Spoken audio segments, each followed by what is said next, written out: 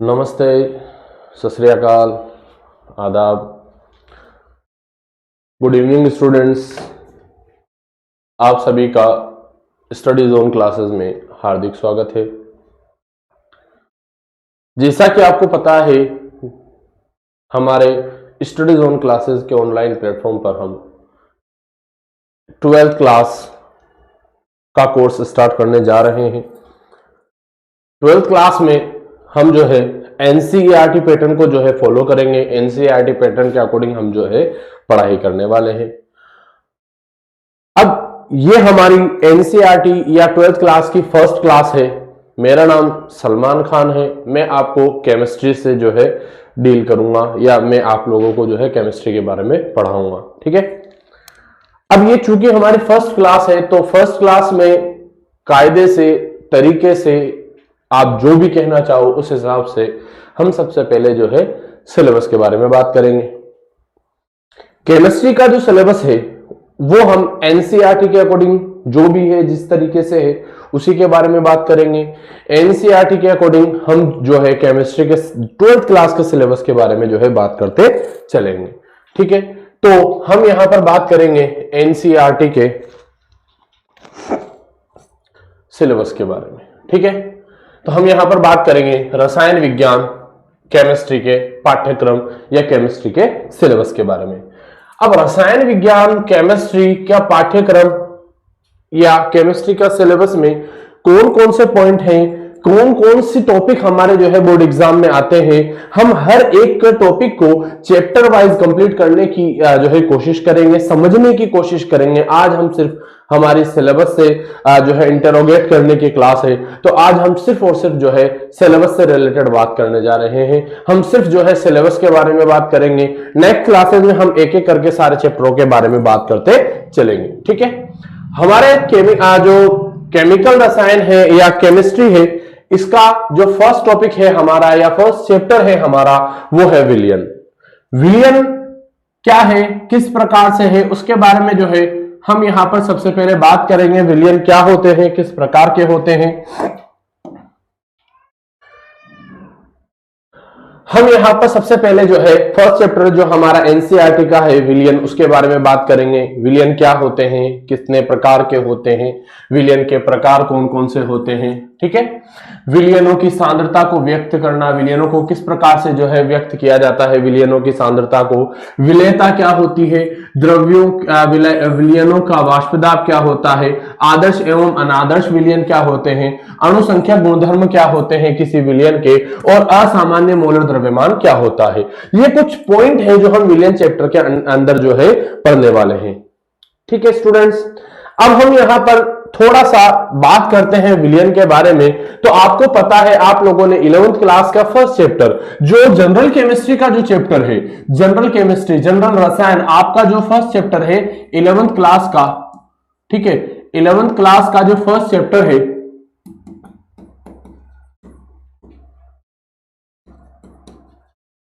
Eleventh class के first chapter में आप लोगों ने जो है इसके बारे में बात कर रखी है। आप लोगों ने विलयन के बारे में बात कर रखी है और विलयन की सांद्रता को व्यक्त करने के बारे में बात कर रखी है।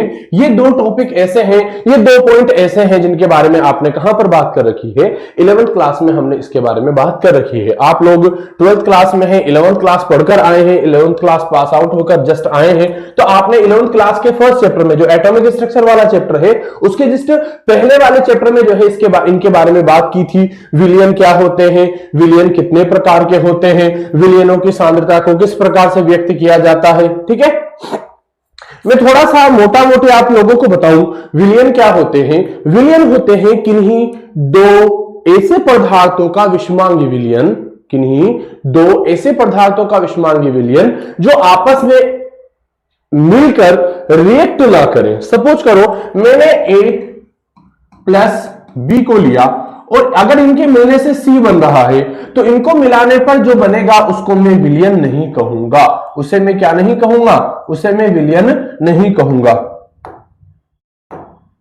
उसे मैं विलयन नहीं कहूंगा। आई मेरी बात समझ में? सपोज करो मैंने क्या किया, एक पदार्थ लिया, एक पदार्थ बी लिया और इनको मिलाया तो सी पदार्थ बना। तो इनके मिलने से जो विलयन बने, जो पदार्थ बनेगा वो सी होगा। अगर नया पदार्थ बन रहा है तो मैं उसको जो है विलयन नहीं कहूंगा, उसको मैं विलयन नहीं कह सकता।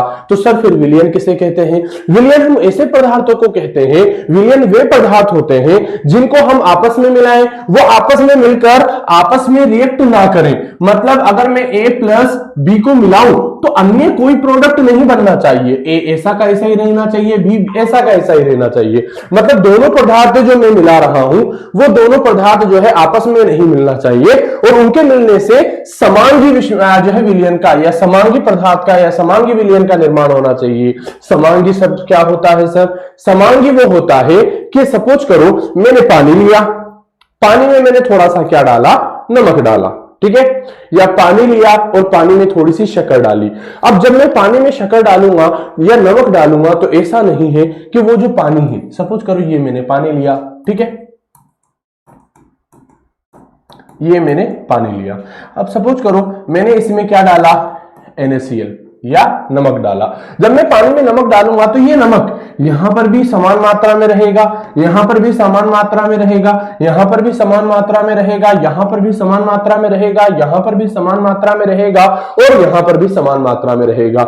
मतलब मैं ये कहना चाहता हूं कि हम किसी पदार्थ में जब किसी पदार्थ को मिलाएं तो वो आपस में समांगी रूप से मिश्रित हो, उसके प्रत्येक भाग में वो जो पदार्थ है सही ढंग से घुला रहे। तो ऐसे पदार्थों से बने हुए मिश्रण को ही क्या कहा जाता है? विलयन कहा जाता है। ठीक है, मैं अब आपको थोड़ा सा दूसरा टॉपिक या दूसरी चीज बताता हूं। तो दूसरा क्या होता है यहां पर मैं आपको बताऊं, विलयनों की सांद्रता को व्यक्त करना। विलयनों की सांद्रता को व्यक्त करने के बहुत सारे तरीके होते हैं। आप लोगों ने जो है लीटर में जो है व्यक्त किया, मोल प्रति लीटर में व्यक्त कर रखा होगा। आप लोगों ने और भी बहुत सारे, आप लोगों ने अगर दवाई वगैरह देखी हो तो ट्यूब वगैरह जब होती हैं जो हमारे शरीर पर लगाने की जो ट्यूबें होती हैं उनमें पीछे की तरफ आप देखना जो क्वांटिटी लिखी होती है वो या तो लिखी होती है W/V में या V जो है W/W में, ठीक है, या फिर V/V में। ये जो है ये व्यक्त करने का तरीका होता है किसी भी विलयन को या किसी भी पदार्थ के से दो पदार्थों से बने हुए विलयन को व्यक्त करने का तरीका होता है W/V, W/W। ये परसेंटेज के बेसिस पर होता है, ठीक है। फिर उसके बाद में V/W, ये जो है किसी भी पदार्थ के विलयन को व्यक्त करने का तरीका होता है। तो अलग अलग पदार्थ के विलयनों को हम जो है व्यक्त करेंगे। एक होता है ppm करके होता है, पार पर जो है मैग्नेट करके। जो ये अलग अलग जो है पदार्थों को व्यक्त करने के तरीके हैं उनके बारे में हम यहां पर बात करेंगे। और मैंने आपको पहले भी बताया है कि ये आपके कौन सी क्लास का है, ये आपके 11th क्लास का टॉपिक है, ठीक है। मेन हमारा जो चैप्टर है, मेन हमारा चैप्टर स्टार्ट होता है यहां से, मेन हमारा चैप्टर स्टार्ट होता है यहां से, विलेयता से। विलेयता क्या होती है? किसी पदार्थ में कब कोई पदार्थ विलेय होता है, किस तरीके से होता है, तो उसके बारे में हम यहां पर बात करेंगे। फिर उसके बाद में द्रव्य विलयनों का वाष्प दाब, ये भी आपके जो है इंपॉर्टेंट टॉपिक है। हमारे बोर्ड में जो क्वेश्चंस आएंगे, आप चाहे किसी भी बोर्ड के हो, हमारे जो इंपॉर्टेंट जो है वो ये 4 से 5 टॉपिक है जिनसे जनरली जो है क्वेश्चंस पूछे जाते हैं, ठीक है। ऊपर के दोनों 11th क्लास के हैं, ये बेसिक होते हैं विलयन के, तो इनके बारे में इतना ज्यादा नहीं पूछा जाता। सबसे ज्यादा क्वेश्चन विलेयता, द्रव्य विलयनों का वाष्प दाब, आदर्श विलयन, अनादर्श विलयन, राउल्ट का नियम, ठीक है, अनुसंख्यक गुणधर्म, उसके अलावा असामान्य मोलर द्रव्यमान। ये 4 से 5 पॉइंट होते हैं जिनसे बोर्ड एग्जाम में सबसे ज्यादा क्वेश्चन पूछे जाते हैं। तो हम इनके बारे में भी जो है बात करेंगे। तो इस तरीके से हमारा जो है फर्स्ट चैप्टर जो सॉल्यूशन है वो कंप्लीट होगा। कुछ 2 पॉइंट हमारे 11th क्लास के बेसिक्स हैं और नीचे के 4 से 5 पॉइंट हमारे थोड़े से टिपिकल होंगे, थोड़े से जो है समझने लायक होंगे और थोड़े से एग्जाम के पॉइंट ऑफ व्यू से इंपॉर्टेंट होंगे, ठीक है। नेक्स्ट चैप्टर हमारा दूसरा चैप्टर है विद्युत रसायन, इलेक्ट्रोकेमिस्ट्री।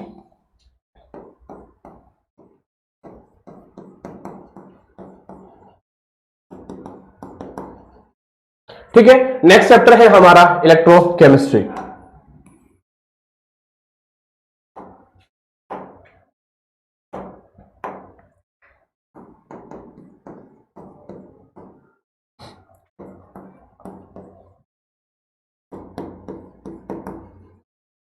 ठीक है, इलेक्ट्रोकेमिस्ट्री, वैद्युत रसायन।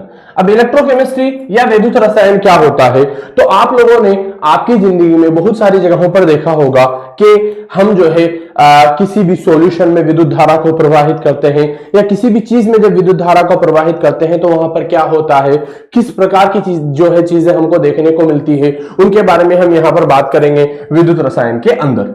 ठीक है, विद्युत रसायन में हम सबसे पहले बात करेंगे विद्युत रासायनिक सेल के बारे में। किसके बारे में बात करेंगे, विद्युत रासायनिक सेल, केमिकल सेल के बारे में हम यहां पर सबसे पहले बात करेंगे। इलेक्ट्रोकेमिकल सेल क्या होता है, किस प्रकार का होता है, उसके बारे में हम जो है यहां पर सबसे पहले ज्ञान प्राप्त करेंगे। आप लोगों ने छोटी क्लासेस में इलेक्ट्रोकेमिकल सेल के बारे में पढ़ा है, लेकिन इतना ज्यादा डिटेल में नहीं पढ़ा है। आपने हल्का फुल्का सा एक या दो बार नाम वगैरह सुना है। हम यहां पर डिटेल से, ये एक ऐसा चैप्टर है जिसके बारे में आपने अभी तक ज्यादा ज्ञान की प्राप्ति नहीं की है। हल्का फुल्का सा आपको जो है 19-20 जो है ज्ञान प्राप्त है। हम यहां पर जो है इसके बारे में, इस पूरे ही चैप्टर के बारे में जो है डिटेल में पढ़ेंगे, और ये हमारी डेली लाइफ से रिलेटेड एक अति महत्वपूर्ण चैप्टर है। इसके बारे में हम जो है ढंग से यहां पर स्टडी करेंगे। ठीक है, तो सबसे पहला है विद्युत रासायनिक सेल। फिर उसके बाद में विद्युत रासायनिक सेल का एक प्रकार होता है गैल्वेनिक सेल या गैल्वेनिक सेल। ठीक है, हम यहां पर उसके बाद में जो है ये एक अलग टॉपिक है। ठीक है, यहां पर वो आना चाहिए था। ठीक है, हाँ, तो गैल्वेनिक सेल के बारे में बात करेंगे। गैल्वेनिक सेल क्या होता है, किस प्रकार से कार्य करता है, इसकी हाफ इक्वेशन क्या होती है। आप लोगों ने रेडॉक्स रिएक्शन पढ़ी होगी अभी 11th क्लास में। तो रेडॉक्स रिएक्शन में जो है इसकी हाफ ऑक्सीकरण अभिक्रिया क्या होगी, ऑक्सीडेशन रिएक्शन क्या होगी, अपचयन अभिक्रिया क्या होगी, है ना, उनके बारे में हम यहां पर बात करेंगे। और उसके बाद में एक मोस्ट इंपोर्टेंट जो है टॉपिक होगा हमारा यहां पर नेस्ट समीकरण, या नेस्ट समीकरण के नाम से इसको जाना जाता है। ये बहुत ही ज्यादा इंपॉर्टेंट टॉपिक है आपके फ्यूचर में। जब आप अपर क्लासेस में जाओगे, आफ्टर 12th जाओगे, बीएससी में जाओगे, बीटेक में जाओगे, चाहे आप बीएससी में जाओ, चाहे आप बीटेक में जाओ, चाहे आप जो है पॉलिटेक्निक वगैरह में जाओ, आप किधर भी जाओ, आप नीट की तैयारी करो, आईआईटी की तैयारी करो, तो इन सभी क्लासेस में ये जो नेस्ट समीकरण है ये अपना एक बहुत ही ज्यादा महत्वपूर्ण रोल जो है निभाती है। बहुत ज्यादा इंपॉर्टेंट जो है टॉपिक है नेस्ट समीकरण। ठीक है, फिर उसके बाद में हम जो है बात करेंगे विद्युत अपघटनीय विलयनों का चालकत्व।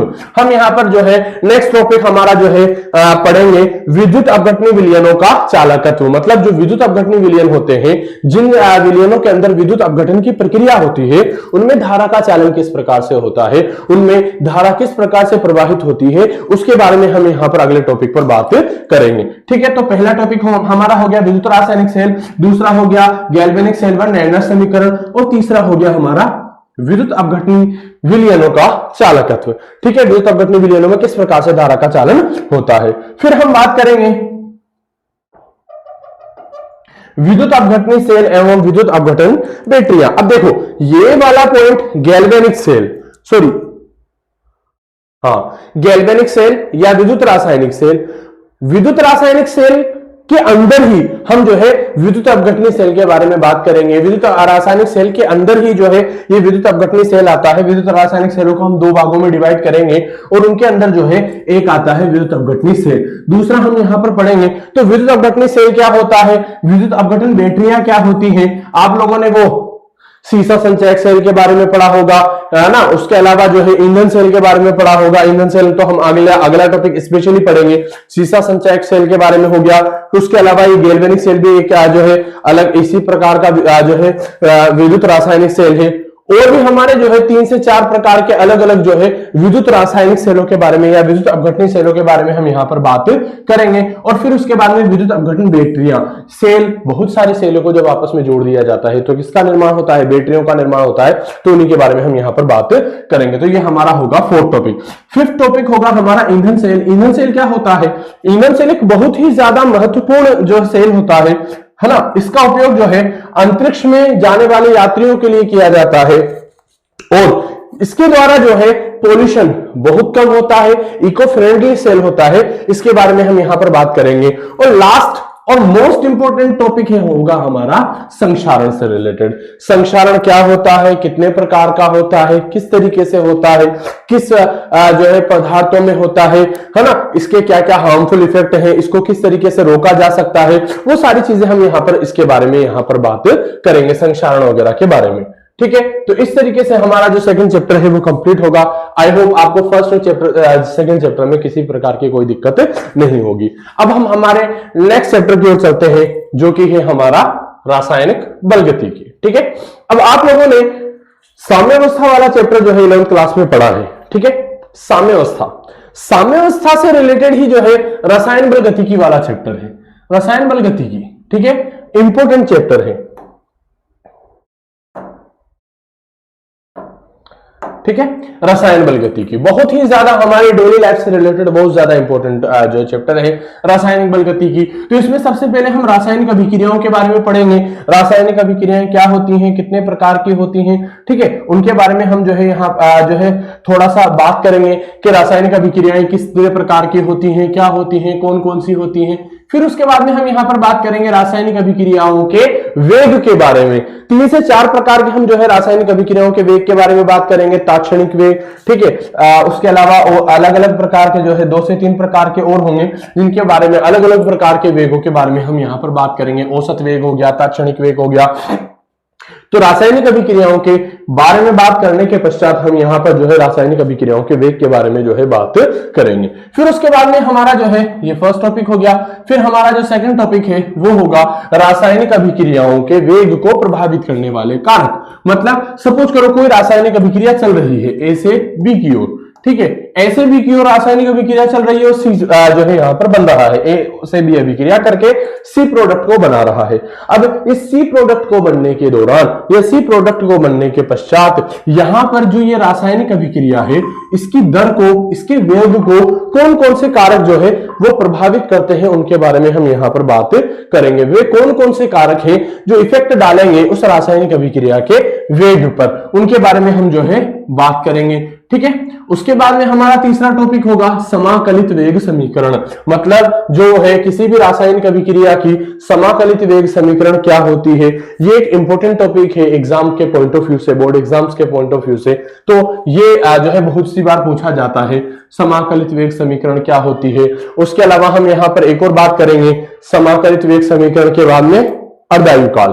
ठीक है, अर्धायुकाल के बारे में भी हम यहाँ पर बात करेंगे। तो एक इंपॉर्टेंट टॉपिक है जो बहुत से एग्जाम्स में पूछा जाता है। फिर उसके बाद में हमारा अगला टॉपिक होगा अभिक्रिया वेग की ताप पर निर्भरता। ठीक है, हम यहाँ पर प्रभावित करने वाले कारकों के बारे में जब बात करेंगे तो हम यहाँ पर देखेंगे कि ताप भी एक ऐसा कारक है जो किसी भी रासायनिक अभिक्रिया के वेग को क्या करता है, प्रभावित करता है। अब जब ताप किसी रासायनिक अभिक्रिया के वेग को प्रभावित करता है तो उसकी वेग पर किस प्रकार से निर्भरता है, कब तो वेग बढ़ता है, कब वेग घटता है, ताप बढ़ाने पर क्या होता है, ताप घटाने पर क्या होता है, उन सारी चीजों के बारे में हम यहाँ पर बात करेंगे कि भी रासायनिक अभिक्रिया का ताप बढ़ाने पर क्या होगा, किस प्रकार से जो है रासायनिक अभिक्रिया का ताप बढ़ाने पर उसका वेग परिवर्तित होगा, उनके बारे में हम यहाँ पर बात करने वाले हैं। ठीक है, नेक्स्ट टॉपिक है हमारा रासायनिक अभिक्रिया का संघट्ट सिद्धांत, टक्कर सिद्धांत जिसको हम बोलते हैं, संघट्ट सिद्धांत हम जिसको बोल सकते हैं। किसी भी रासायनिक अभिक्रिया में जब ए से बी जो बनता है वो ए से बी, ए से डायरेक्ट नहीं बन जाता, ए से बी के बीच में एक टक्कर होती है, एक टक्कर सिद्धांत काम करता है, उसके बारे में हम यहाँ पर बात करेंगे। ठीक है, कि जब ए से बी की तरफ जब हम जाते हैं तो यहां पर किस प्रकार से अभिक्रिया संपन्न होती है, किस प्रकार से टक्कर संपन्न होती है, जो है प्रभावी टक्कर क्या होती है, अप्रभावी टक्कर क्या होती है, किस टक्कर में प्रोडक्ट के बनने के चांसेस ज्यादा होते हैं। भाई देखो, मैं यहां से कहीं जा रहा हूं, ठीक है, तो सपोज करो मैं इधर से सीधा जा रहा हूं, इधर से कोई चीज आ रही है, अब मेरे इससे टकराने की दर क्या होगी, हमारी टक्कर किस प्रकार की होगी, तब जाकर सपोज करो मैं ए हूं और ये कोई सामने से आने वाला बी है, हम दोनों की टक्कर कैसी होगी, जब जाकर हम दोनों के टकराने से किसका निर्माण होगा, सी का निर्माण होगा या प्रोडक्ट का निर्माण होगा। आई मेरी बात समझ में? तो हम यहां पर जो है प्रभावी टक्करों के बारे में, अप्रभावी टक्करों के बारे में, इनके बारे में जो है बात करेंगे। ठीक है, तो ये हमारा जो है चैप्टर नंबर 3 होगा। नेक्स्ट हमारा चैप्टर होगा डी और एफ ब्लॉक। आप लोगों को जैसे मालूम है लास्ट ईयर हमारे एनसीईआरटी में जो है कुछ परिवर्तन किए गए थे, कुछ चेंजेस किए गए थे। कुछ चैप्टर्स है जिनको हमारी केमिस्ट्री में से कंप्लीटली हटा दिया गया था, जैसे कि आपके 11th क्लास में एस ब्लॉक का चैप्टर हटा दिया, पी ब्लॉक का चैप्टर हटा दिया, द्रव्य की अवस्थाएं वाला चैप्टर हटा दिया। कुछ चैप्टर्स है जिनको हटा दिया था। और यहां पर हमने जो है हमारे 12th क्लास में भी एक पी ब्लॉक चैप्टर था, उसे भी हटा दिया गया, बहुत बड़ा चैप्टर था वो। ठीक है, हम उसको एक तरीके से सही डिसीजन भी मान सकते हैं, लेकिन एक तरीके से ये भी मान सकते हैं कि उससे स्टूडेंट्स को कुछ ना कुछ जो है नुकसान होगा, क्योंकि अगर 11th क्लास में 12th क्लास में अगर बच्चा आवर्त सारणी नहीं पढ़ेगा, एस और पी ब्लॉक नहीं पढ़ेगा, तो डायरेक्ट डी और एफ ब्लॉक किस तरीके से समझ में आएगा, ये चीज मेरे थोड़ा सा समझ के बाहर है। ठीक है, हम अभी हमारे सिलेबस के बारे में बात कर रहे हैं, हम प्रोस और कॉन्स के बारे में बात नहीं कर रहे हैं, तो हम हमारे सिलेबस पर ही जो है चलते हैं। ठीक है, तो अगला टॉपिक है हमारा डी और एफ ब्लॉक, या अगला चैप्टर है हमारा डी और एफ ब्लॉक, जो कि हमारा 4th चैप्टर है। ठीक है, अब डी और एफ ब्लॉक क्या है? आप लोगों ने जब एटॉमिक स्ट्रक्चर के बाद में तीसरा चैप्टर 11th क्लास में पढ़ा होगा, तत्वों के गुणधर्मों में आवर्तिता करके एक जो है चैप्टर था आपके 11th क्लास में, 3rd चैप्टर। ठीक है, उस चैप्टर में आपने आवर्त सारणी के बारे में अगर मैं बात करूं, तो आवर्त सारणी आपको दिखाऊं मैं, अगर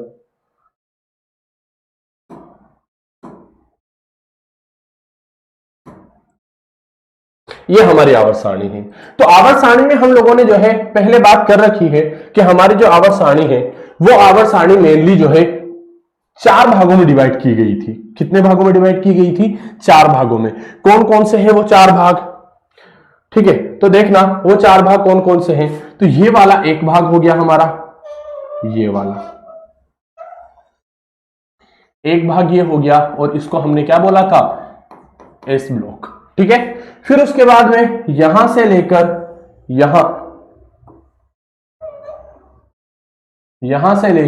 यहां तक का एक और पार्ट हो गया, इसको हमने बोला था पी ब्लॉक। ठीक है, सॉरी, डी ब्लॉक।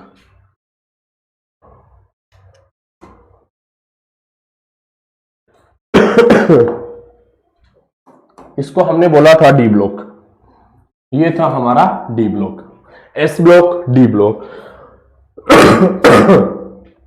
उसके बाद में वर्ग 13 से लेकर और वर्ग 18 तक, नोबल गैसेस तक एक जो है वर्ग था, जिसको हमने क्या बोला था? जिसको हमने बोला था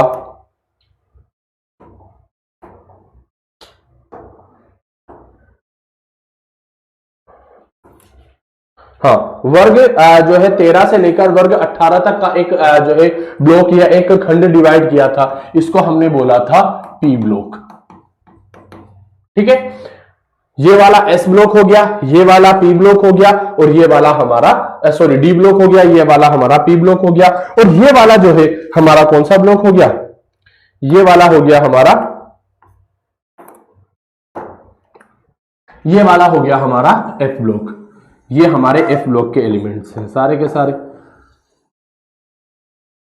ये है हमारा एफ ब्लॉक।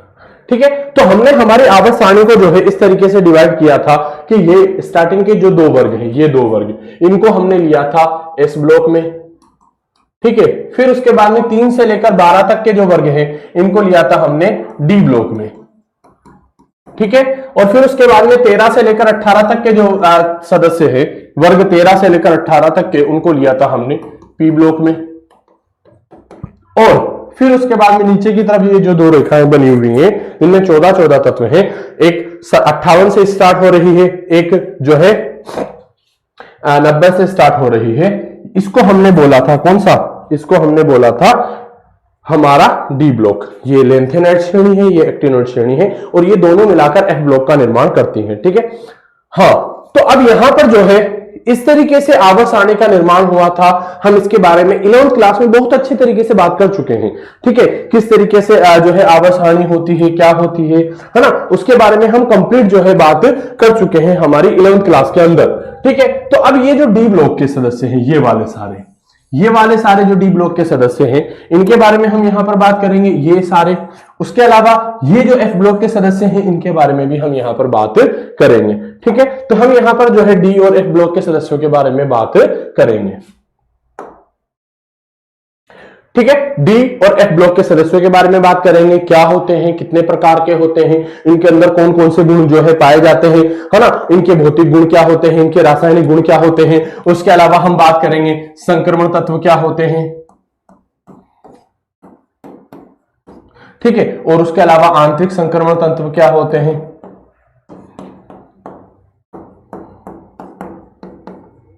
ठीक है, संक्रमण तत्व क्या होते हैं, आंतरिक संक्रमण तत्व क्या होते हैं, ठीक है, किस प्रकार से ये जो है काम करते हैं, इनके भौतिक गुण क्या होते हैं, रासायनिक गुण क्या होते हैं, उनके बारे में हम यहां पर बात करेंगे। ठीक है, अब हमारे चैप्टर के जो है टॉपिक्स पर एक एक करके हम जो है नजर डाल लेते हैं। पहला टॉपिक है हमारा आवर्त सारणी में इनकी स्थिति। ठीक है, जैसा कि अभी जस्ट मैंने आपको आवर्त सारणी या पीरियोडिक टेबल खोलकर बताया है कि हमारे डी ब्लॉक के सदस्य कहां पर आते हैं, मैंने आपको बताया है वर्ग दूसरे तीसरे से लेकर वर्ग 12वें तक के सदस्य।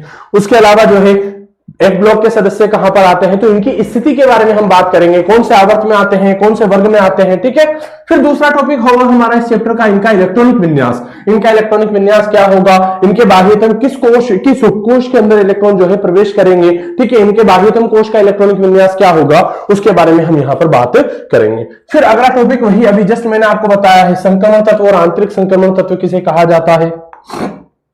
ठीक है, फिर उसके बाद में हम बात करेंगे डी ब्लॉक के तत्वों के सामान्य गुण, इनके कौन कौन से जो है सामान्य गुण है, जैसे कि ये सभी के सभी धातुएं होती हैं।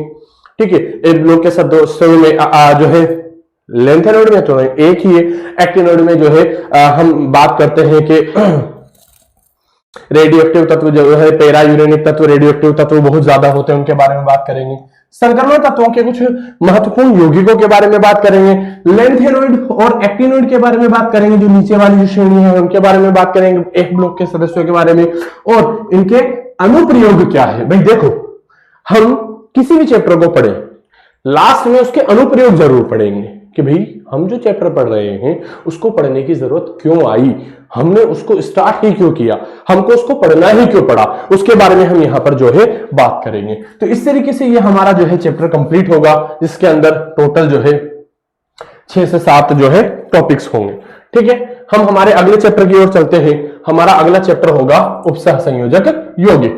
ठीक है, आप लोगों ने जो है रासायनिक कंपाउंड के बारे में जो है 11th क्लास में पढ़ा होगा, 4th वाले चैप्टर में आपने बॉन्डिंग के बारे में पढ़ा होगा, है ना, और रासायनिक आबंधन के बारे में पढ़ा है, कितने प्रकार के बंध होते हैं, सह संयोजक, आयनिक, उपसह संयोजक, है ना। अब यहां पर हम जो है उन सभी जो है बंधों से हर एक बंध के बारे में बात नहीं करेंगे, हम यहां पर मेनली उपसह संयोजक बंध के द्वारा बनने वाले यौगिकों के बारे में हम यहां पर बात करेंगे। तो उपसह संयोजक बंध के द्वारा बनने वाले यौगिकों को उपसह संयोजक यौगिक कहते हैं, और ये भी 2 से 3 प्रकार के होते हैं। हम यहां पर एक एक करके बात करते चलेंगे। सबसे पहले हम यहां पर इस चैप्टर के अंदर सबसे पहला टॉपिक जो हम स्टार्ट करेंगे, उस टॉपिक का नाम होगा हमारे उपसह संयोजक यौगिकों का वर्णन सिद्धांत। अब उपसह संयोजक यौगिक क्या होते हैं, यह आपने पहले अभी तक नहीं देखे हैं, हम यहां पर पहली बार देखने जा रहे हैं, तो उनके बारे में बात करेंगे। उनको दर्शाने के लिए उनके जो ज्ञाता है, उनके जो फादर ऑफ कोऑर्डिनेशन कंपाउंड है, वह वर्नर को माना जाता है। ठीक है, तो वर्नर ने जो सिद्धांत दिया था उसके बारे में हम यहां पर बात करेंगे। फिर उसके बाद में हम दूसरा बात करेंगे उपसह संयोजक यौगिकों से संबंधित कुछ महत्वपूर्ण परिभाषाएं, शब्द और उनकी परिभाषाएं। देखो, परिभाषित शब्द और उनकी परिभाषाएं, मतलब हम यहां पर जो है उपसह संयोजक यौगिकों में जो कुछ महत्वपूर्ण परिभाषित शब्द होते हैं, जैसे कि एक वर्ड होगा लिगेंड, एक होगा उपसह संयोजक एंटिटी,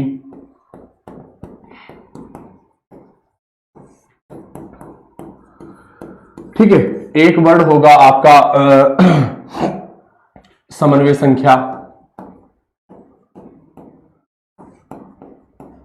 ठीक है, और भी वर्ड होंगे जिनके बारे में हम यहां पर बात करेंगे। तो ये जो उपसह संयोजक जो है यौगिकों से संबंधित कुछ महत्वपूर्ण शब्द होंगे जिनके बारे में हम यहां पर बात करेंगे। ठीक है, और उनकी परिभाषाओं के बारे में भी बात करेंगे कि भाई वो क्या होते हैं, किस प्रकार के होते हैं, है ना, किस तरीके से जो है वो काम करते हैं, उनके बारे में भी हम यहां पर बात करेंगे। ठीक है, नेक्स्ट टॉपिक होगा हमारा उपसह संयोजक यौगिकों का नामकरण।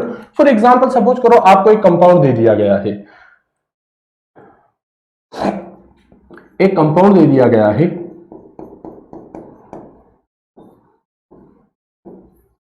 ठीक है, मैं इसको इस तरीके से मान लेता हूं।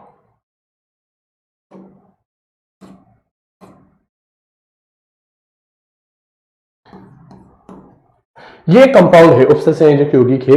इसका हम किस प्रकार से जो है नामकरण कर सकते हैं, इसको हम किस प्रकार से जो है नाम दे सकते हैं, उसके बारे में हम यहाँ पर बात करेंगे। ठीक है, इसका किस प्रकार से नाम दिया जाएगा, ये किस प्रकार से जो है इसको हम देंगे, कौन कौन से नाम, अब जैसे आप लोगों ने 11th क्लास में आईपीएसी नामकरण पद्धति के बारे में पढ़ा होगा, तो उसी तरीके से इसको नाम देने में हम कौन कौन से नियमों को फॉलो करेंगे, किन किन नियमों की सहायता से हम इसका नाम दे सकते हैं। ठीक है, फिर उसके बाद में हम बात करेंगे, अगला टॉपिक हमारा होगा उपसह संयोजक यौगिकों में समावयवता। मतलब जो उपसह संयोजक यौगिक होते हैं उनमें किस प्रकार की समावयवता हमें देखने को मिलती है। आप लोगों ने वहां पर प्रकाशिक समावयवता पढ़ी होगी, हम यहाँ पर मेनली प्रकाशिक समावयवता के बारे में ही जो है बात करेंगे। प्रकाशिक समावयवता किस प्रकार से होती है, सिस क्या होते हैं, ट्रांस क्या होते हैं, और कौन कौन सी यहाँ पर हमें समावयवता देखने को मिलती है, उन सभी के बारे में हम यहाँ पर बात करेंगे। ठीक है, फिर अगला टॉपिक होगा हमारा उपसह संयोजक यौगिकों में आबंधन। मतलब उपसह संयोजक यौगिकों में जो आबंधन है, कौन कौन से बंध हमें देखने को मिलेंगे, किस किस प्रकार के बॉन्ड जो है हम देखेंगे, किस प्रकार से उन बॉन्डों का निर्माण होगा, उनके बारे में हम यहाँ पर बात करेंगे कि भाई यहाँ पर किस प्रकार के बॉन्ड का निर्माण हो रहा है, यहाँ पर किस प्रकार के बॉन्ड का निर्माण हो रहा है। तो हर एक में हम जो है बॉन्ड के बारे में बात करेंगे। ठीक है, फिर एक इंपोर्टेंट आपकी बड़ी क्लास में भी ये पूछा जाता है, नीट आईआईटी जेईई में भी पूछा जाता है, उसके अलावा जो है बीटेक वगैरह में भी जो है ये पूछा जाता है, बीएससी अगर वगैरह करते हो, एमएससी वगैरह करते हो, तो कार्बोनिल कंपाउंड के बारे में बहुत ज्यादा पूछा जाता है। तो हम यहाँ पर धातु कार्बोनिल आबंधन के बारे में बात करेंगे कि भाई जो धातु कार्बोनिल, देखो कार्बोनिल क्या होता है, एक ऑर्गेनिक कंपाउंड होता है CO, ऑर्गेनिक नहीं मान सकते हम जो है, एक तो होता है CO, ये है हमारा धातु, कौन सा, कोबाल्ट, और एक ये है CO। इस CO में क्या है, ये है ऑक्सीजन और ये है कार्बन। ठीक है, दो परमाणुओं से मिलकर ये बना हुआ है और ये पूरा एक ही परमाणु है, तो हम इसको कार्बोनिल समूह बोलते हैं। तो धातु कार्बोनिल यौगिक क्या होते हैं, इनमें किस प्रकार का जो है बंध पाया जाता है, उसके बारे में हम यहां पर बात करेंगे। ठीक है, नेक्स्ट होगा उपसह संयोजक यौगिकों का महत्व तथा उनके अनुप्रयोग। उपसह संयोजक यौगिकों का क्या महत्व होता है, इनके अनुप्रयोग। भाई देखो, मैंने अभी जस्ट आपको बताया है कि हम किसी भी जो है चैप्टर को पढ़ेंगे तो उसके उपयोगों के बारे में हम जरूर बात करेंगे कि भाई जो चैप्टर हम पढ़ रहे हैं, ठीक है हम पढ़ रहे हैं, लेकिन इसकी महत्वता क्या है, हमको पढ़ने की जरूरत क्यों पड़ी, हमको इसको पढ़ाया क्यों जा रहा है, उसके बारे में हम यहां पर बात करेंगे। ठीक है, उसके बाद में इस चैप्टर में एक और पढ़ेंगे हम CFT, क्रिस्टल फील्ड थ्योरी के बारे में हम बात करेंगे। ठीक है, वो भी हमारे जो है इंपॉर्टेंट है। ठीक है, उसके बारे में भी हम यहां पर बात करेंगे। इसी के साथ हमारा चैप्टर जो है कंप्लीट होगा। फिर हमारा अगला चैप्टर जो है वो होगा, अब देखो मैं आपको अगर बताऊं तो हमारी जो सिलेबस है केमिस्ट्री का, इसमें टोटल 10 चैप्टर्स हैं। कितने चैप्टर्स हैं, 10 चैप्टरों को इस तरीके से डिवाइड किया गया है। देखो, अगर आप आफ्टर 12th की बात करते हो तो आफ्टर 12th केमिस्ट्री को 3 भाग्स में जो है, टोटल 3 जो है भागों में डिवाइड किया गया है, 3 भागों में जो है बांटा गया है। एक तो होती है ऑर्गेनिक, एक तो होती है ऑर्गेनिक केमिस्ट्री, एक होती है इनऑर्गेनिक, एक होती है इनऑर्गेनिक केमिस्ट्री, और एक होती है फिजिकल केमिस्ट्री। ठीक है, यहां पर भी केमिस्ट्री आएगा हर एक में, है ना। तो एक होती है ऑर्गेनिक, एक होती है इनऑर्गेनिक और एक होती है फिजिकल। ये आफ्टर 12th की बात कर रहा हूं। आपके 12th तक जो है केमिस्ट्री को मेनली 2 ही भागों में डिवाइड किया गया है।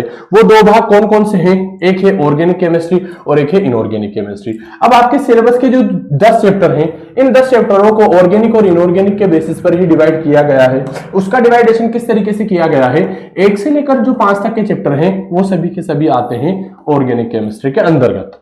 ठीक है, इसी तरीके से जो आपके 6 से लेकर जो 10 तक के चैप्टर हैं वो सभी के सभी चैप्टर आते हैं आपके ऑर्गेनिक केमिस्ट्री, 1 से लेकर 5 तक तो आते हैं आपके ऑर्गेनिक केमिस्ट्री के अंदर, और 6 से लेकर 10 तक आते हैं आपके ऑर्गेनिक केमिस्ट्री के अंदर। 1 से लेकर 5 तक तो होती है आपकी इनऑर्गेनिक केमिस्ट्री, और 6 से लेकर 10 तक होती है आपकी ऑर्गेनिक केमिस्ट्री। इनऑर्गेनिक केमिस्ट्री मतलब ऐसी केमिस्ट्री जिसमें हम कार्बनिक यौगिकों के बारे में बात नहीं करते हैं। हम वहां पर जो आप ऐसा कह सकते हो धरती से प्राप्त होने वाले यौगिक होते हैं उनके बारे में मेनली बात करते हैं, जबकि 6 से लेकर 10 में हम बात करेंगे ऑर्गेनिक केमिस्ट्री। ऑर्गेनिक केमिस्ट्री क्या होती है? वो केमिस्ट्री या उस प्रकार की केमिस्ट्री जिसके बारे में हम जो है ऑर्गन्स, जो हमारे ऑर्गन्स में पाए जाते हैं तत्व, उनके बारे में बात करते हैं। Organic chemistry generally carbon hydrogen से मिलकर बने यौगिक या कार्बन हाइड्रोजन ऑक्सीजन से मिलकर बने यौगिकों के बारे में हम यहां पर बात करेंगे। ठीक है, तो ऑर्गेनिक केमिस्ट्री का हमारा जो है फर्स्ट चैप्टर यहां पर स्टार्ट होगा। ऑर्गेनिक केमिस्ट्री का फर्स्ट चैप्टर हमारा यहां पर होगा हेलो एल्केन और हेलो एरीन्स। ठीक है, अब देखो केमिस्ट्री ऐसा सब्जेक्ट है जो मैथ्स वालों के भी होता है और बायो वालों के भी होता है, फिजिक्स भी होता है, लेकिन आप जब आप आफ्टर 12th के बाद में भी जब देखते हो तो केमिस्ट्री आपका साथ नहीं छोड़ता है। बायो वालों का जो है साथ फिजिक्स छोड़ देती है, लेकिन केमिस्ट्री आपका साथ इतनी जल्दी नहीं छोड़ेगा अगर आप बीएससी वगैरह करते हो तो यहां पर जो है केमिस्ट्री जो है मैथ्स वालों को भी अच्छी लगती है। ठीक है, बहुत अच्छा सब्जेक्ट है, अगर आप पढ़ो तो आपको इंटरेस्ट से जगाने की जरूरत है। ठीक है, इसमें बायो वालों को मे बी ये ऑर्गेनिक केमिस्ट्री अच्छी लग सकती है और मैथ्स वालों को मे बी इनऑर्गेनिक केमिस्ट्री अच्छी लग सकती है। उसके अलावा तो आप जानते हो हमारी केमिस्ट्री बिना अपवाद के चलती नहीं है। ठीक है, तो हो सकता है बायो वालों को इनऑर्गेनिक भी अच्छी लग जाए और मैथ्स वालों को ऑर्गेनिक अच्छी लग जाए। दोनों केमिस्ट्री अपनी जगह पर बहुत ही ज्यादा अच्छी, सिंपल है, हार्ड नहीं है। अगर आप लिख लिख कर प्रैक्टिस करके याद करोगे तो केमिस्ट्री नाम जो वर्ड है ये कहीं भी हार्ड नहीं होता। हाँ, लेकिन अगर आप इससे एक बार डर गए, आप इसके जो है पढ़ाई नहीं करोगे तो फिर ये आपको डराएगी और आप जो है आपको ये हार्ड लगेगी। ठीक है, अब हम इसके ऑर्गेनिक केमिस्ट्री के फर्स्ट चैप्टर के बारे में बात कर लेते हैं। ठीक है, हमारी क्लास थोड़ी सी लंबी हो गई। अब हम जो है हमारी ऑर्गेनिक केमिस्ट्री के फर्स्ट चैप्टर के बारे में बात करें तो उसका नाम होगा हेलो एल्केन और हेलो एरीन, मतलब हेलोजन और कार्बनिक यौगिकों से मिलकर बने यौगिक हेलो एल्केन और हेलोजन और कार्बनिक यौगिकों से मिलकर बने यौगिक hello arene. Halo alkane aliphatic compound होते हैं, हेलो एरीन एरोमेटिक कंपाउंड होते हैं।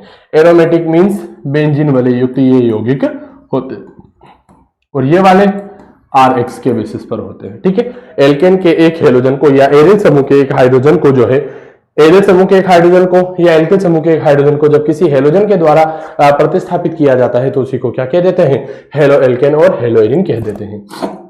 सबसे पहले हम यहां पर बात करेंगे इसके वर्गीकरण के बारे में। इसका वर्गीकरण किस प्रकार से किया जाता है, कितने प्रकार के होते हैं, 1 डिग्री, 2 डिग्री, 3 डिग्री, जो भी है ना, मोनो, डाई, ट्राई, टेट्रा, उन सभी के बारे में हम यहां पर बात करेंगे।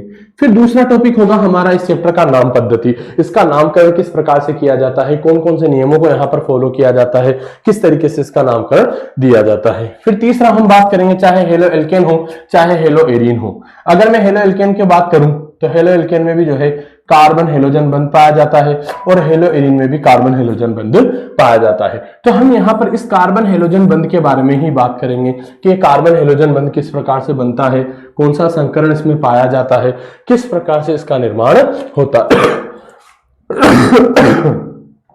हम जो है यहां पर इस कार्बन हेलोजन बंध की प्रकृति के बारे में बात करेंगे।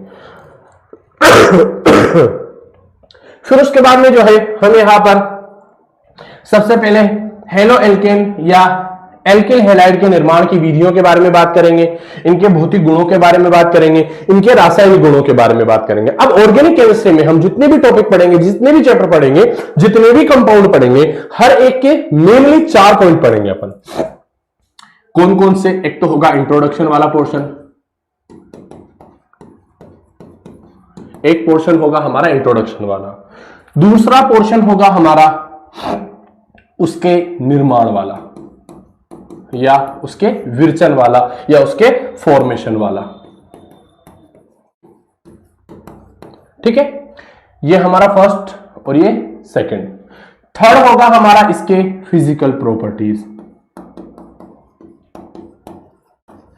ठीक है, इसके कौन से गुण? भौतिक गुण। ये हमारा थर्ड टॉपिक होगा। और फोर्थ टॉपिक होगा हमारा इसकी केमिकल प्रॉपर्टीज। ठीक है, रासायनिक गुण।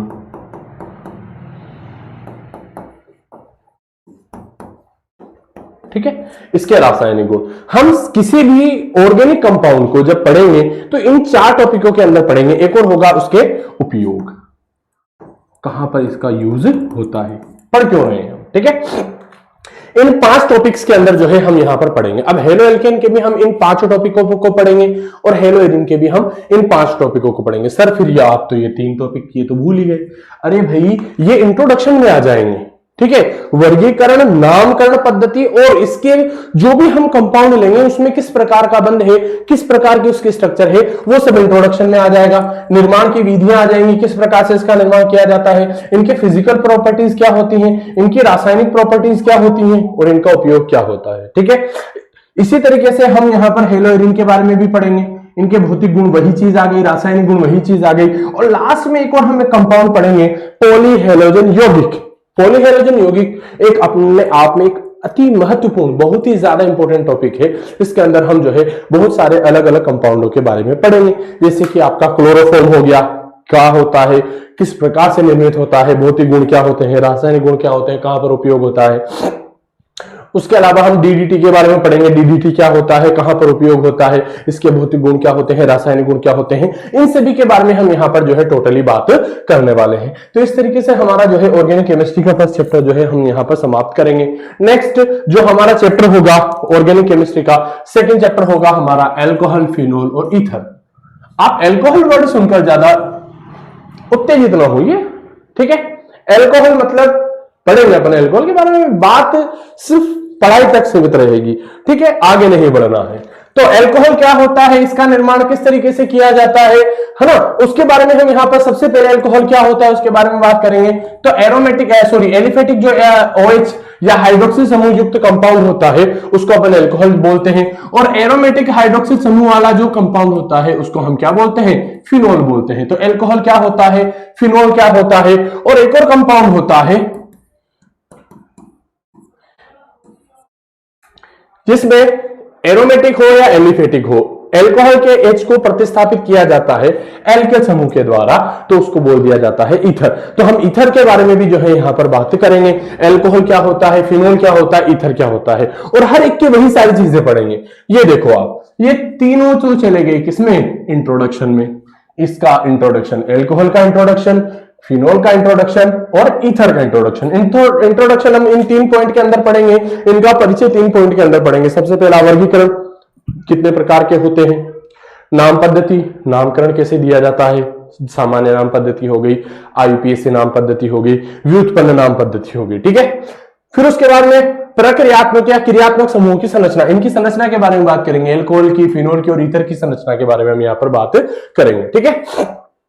फिर हमारा दूसरा और तीसरा टॉपिक होगा क्या, मैंने आपको बताया है कि हर एक के अंदर हम ये 5 पॉइंट पढ़ेंगे। सबसे पहला इंट्रोडक्शन।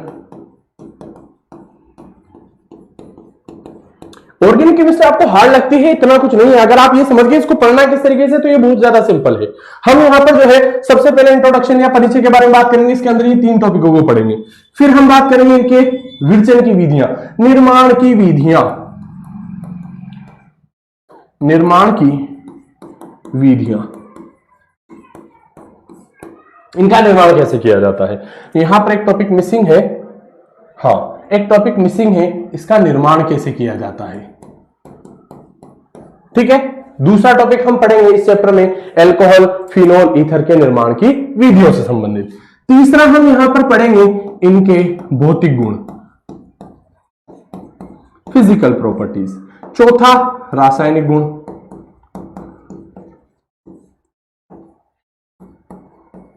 केमिकल प्रॉपर्टीज, और 5वां उपयोग, ठीक है। अल्कोहल के भी पढ़ेंगे, फिनोल के भी पढ़ेंगे और ईथर के भी पढ़ेंगे। आप ये देखिए अल्कोहल, फिनोल के भौतिक व रासायनिक गुण, कुछ महत्वपूर्ण अल्कोहल मतलब वही उपयोग हो गया ना भाई, कहां पर यूज होता है उसी के बारे में बात करेंगे। फिर ईथर के बारे में पढ़ेंगे, नाम पद्धति, इंट्रोडक्शन, भौतिक, रासायनिक और उपयोग और निर्माण की विधियां।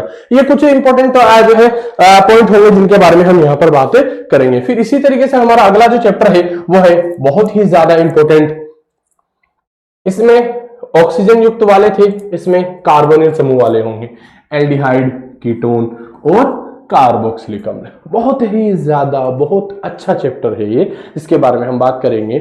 और ये एक अच्छा नंबर, एक अच्छा जो है एग्जाम का एक जो है अच्छा खासा जो है परसेंटेज लेकर ये चैप्टर चलता है, बहुत ही ज्यादा अच्छा चैप्टर है, ठीक है, जिसके बारे में हम बात करेंगे। एल्डिहाइड CHO, कीटोन C+O और कार्बोक्सिलिक अम्ल COOH, इनके बारे में हम यहां पर बात करेंगे। एल्डिहाइड क्या होता है, ठीक है, वही इन 5 टॉपिक के अंदर हर एक के बारे में पढ़ेंगे। इंट्रोडक्शन, निर्माण की विधि, भौतिक गुण, रासायनिक गुण और उपयोग। ये देखिए आप, नाम पद्धति, कार्बोक्सिलिक यौगिकों की संरचना, कार्बोनिल यौगिक, कार्बोनिल यौगिक में इन दोनों को पढ़ेंगे और अम्ल में इस अकेले को पढ़ेंगे, ठीक है।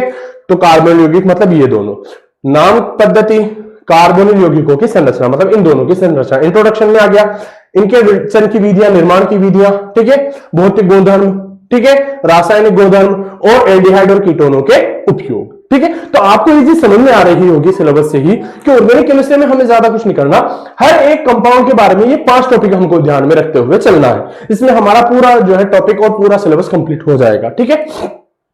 फिर उसके बाद में हम बात करेंगे कार्बोक्सिलिक अम्लों के नाम पद्धति और उसकी संरचना, इसके बारे में, ठीक है। कार्बोक्सिलिक अम्ल को बनाने की विधियां, भौतिक गुण, रासायनिक गुण और कार्बोक्सिलिक अम्लों के उपयोग। वही 5 पॉइंट जो मैंने आपको बार बार बताए हैं उन्हीं के बारे में यहां पर भी बात हो रही है, ठीक है। इसी के साथ ये हमारा 8 चैप्टर और ऑर्गेनिक केमिस्ट्री का तीसरा चैप्टर जो है कंप्लीट हो जाएगा। फिर उसके बाद में हम बात करते हैं हमारे नेक्स्ट चैप्टर के बारे में जो है एमीन, अमोनिया, ठीक है। आप लोगों ने एक वर्ड, एक कंपाउंड के बारे में बहुत सारी बार सुना होगा, NH3, एमीन, नाइट्रोजन का व्युत्पन्न। NH3 के बारे में हम यहां पर जो है इस चैप्टर में बात करेंगे। NH3 से व्युत्पन्न होने वाले एक हाइड्रोजन को हटाया, 2 रखे और यहां पर एक एल्केन समूह जोड़ दिया, ठीक है। फिर एक और को हटाया, 1 रखा, एक और एल्केन समूह जोड़ दिया, फिर एक को भी हटा दिया तो यहां पर एक और एल्केन समूह जोड़ दिया। ये एमीन है, ठीक है। 1 degree, 2 degree, 3 degree, 1 degree, 2 2 degree, 3 3 degree, ठीक है। इसी के अंदर भी वही 5 पॉइंट पढ़ेंगे हम। दोबारा से रिपीट कर रहा हूं, कौन कौन से? इंट्रोडक्शन, ठीक है, सबसे पहला कौन सा हो गया? इंट्रोडक्शन। सेकंड हो गया हमारा विरचन या निर्माण या फॉर्मेशन। तीसरा हो गया हमारा फिजिकल प्रॉपर्टीज, भौतिक गुण। चौथा हो गया हमारा रासायनिक गुण।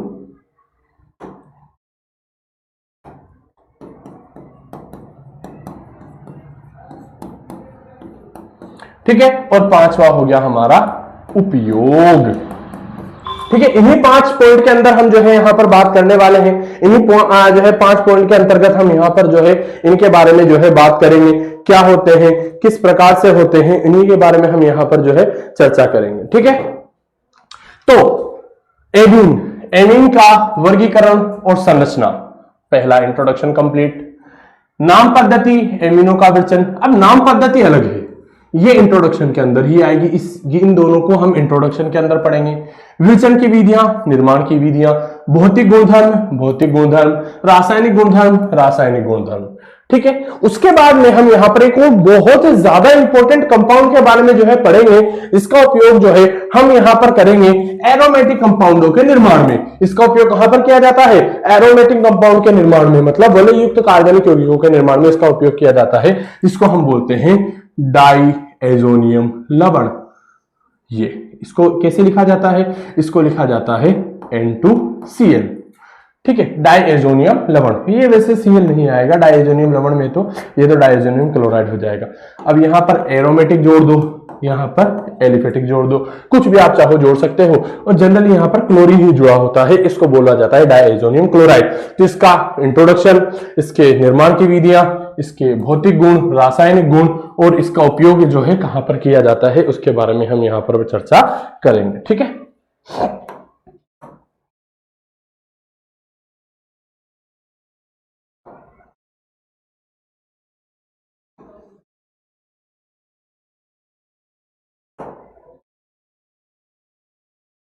इसको हम यहां पर रखते हैं ताकि हमारा नेक्स्ट हम कंटिन्यू कर सकें। ठीक है, ये हमारा जो है डाइएजोनियम लवण के बारे में हो गया। फिर हमारा नेक्स्ट और लास्ट चैप्टर होगा जैव अणु। इसको देखते ही बायो वालों के तो मुंह पर भैया हंसी आने वाली है, खुशी आने वाली है, मजे आने वाले हैं। बायो वालों को इसमें किसी भी प्रकार की कोई दिक्कत नहीं आने वाली। दिक्कत किसको आएगी?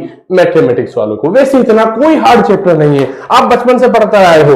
Carbohydrate, enzyme, protein, vitamin, nucleic acid और हार्मोन, इन सभी के बारे में हम यहाँ पर जो है बात करेंगे इस चैप्टर के अंदर। इनका निर्माण किस तरीके से किया जाता है, इनका उपयोग कहां पर होता है, ठीक है, वही सारी चीजें, ठीक है। बस यहाँ पर हम भौतिक और रासायनिक गुणों के बारे में इतना ध्यान नहीं देंगे, यहाँ पर इनके निर्माण, इनकी संरचना के बारे में हम यहाँ पर ज्यादा ध्यान देने वाले हैं। तो आई होप आपको समझ में आया होगा। केमिस्ट्री के चैप्टर में इतना कोई लोड लेने वाली, दिक्कत वाली बात नहीं है। तो हमारे 10 चैप्टर होंगे, 5 होंगे हमारे ऑर्गेनिक से रिलेटेड, 5 होंगे हमारे इनऑर्गेनिक से रिलेटेड। 11th में बायो वालों ने ये चैप्टर बायो में बायोलॉजी में पढ़ा है, सेम वही स्ट्रक्चर होगी, बस उसका अध्ययन हम केमिकल जो है साइंस के पॉइंट ऑफ व्यू से पढ़ेंगे, केमिस्ट्री के पॉइंट ऑफ व्यू से पढ़ेंगे। आपने वहां पर बायो के पॉइंट ऑफ व्यू से पढ़ा है, यहाँ पर अपन केमिस्ट्री के पॉइंट ऑफ व्यू से पढ़ेंगे। मैथमेटिक्स वालों को ये नया लग सकता है, बाकी चैप्टर में कुछ भी नहीं है, आपको किसी भी प्रकार की कोई दिक्कत नहीं आएगी, ठीक है। तो इस तरीके से हम टोटल जो है 10 चैप्टरों के बारे में अध्ययन करेंगे। आई होप आपको ये सारे का सारा जो है सिलेबस समझ में आया होगा, आपको किसी भी प्रकार की कोई दिक्कत नहीं हुई होगी, ठीक है। इसी तरीके से जो है हम यहाँ पर बात करेंगे इन 10 चैप्टर्स के बारे में। हम कल से या नेक्स्ट क्लास से जो है हम हमारे फर्स्ट चैप्टर के बारे में जो है पढ़ना स्टार्ट करेंगे। अब आप कल तक मुझे जो है कमेंट सेक्शन में जाकर कमेंट करके बताइए कि पहले ऑर्गेनिक स्टार्ट करनी है या पहले इनऑर्गेनिक स्टार्ट करनी है। वो आपके ऊपर मैं छोड़ता हूं, आपकी कमेंट जितनी ज्यादा आएगी उसी के बेसिस पर हम यहाँ पर जो है पढ़ना स्टार्ट करेंगे, ठीक है। ऑर्गेनिक स्टार्ट करेंगे या इनऑर्गेनिक करेंगे वो मैं आप लोगों के ऊपर छोड़ रहा हूं। आप कमेंट सेक्शन में जाइए और हमें कमेंट करके बताइए कि पहले ऑर्गेनिक स्टार्ट करनी है या पहले इनऑर्गेनिक स्टार्ट करनी है, ठीक है। तो आपको मैंने बता दिया है, इस तरीके से जो है आपका सिलेबस होगा। हमारा सिलेबस के बारे में हमने जो है कंप्लीट डिस्कशन जो है कंप्लीट कर लिया है। अब हम जो है कल से हमारे चैप्टर के बारे में जो है पढ़ना स्टार्ट करेंगे, हम चैप्टर के बारे में बात करना स्टार्ट करेंगे। कल हम मिलते हैं, तब तक के लिए हैव अ गुड डे।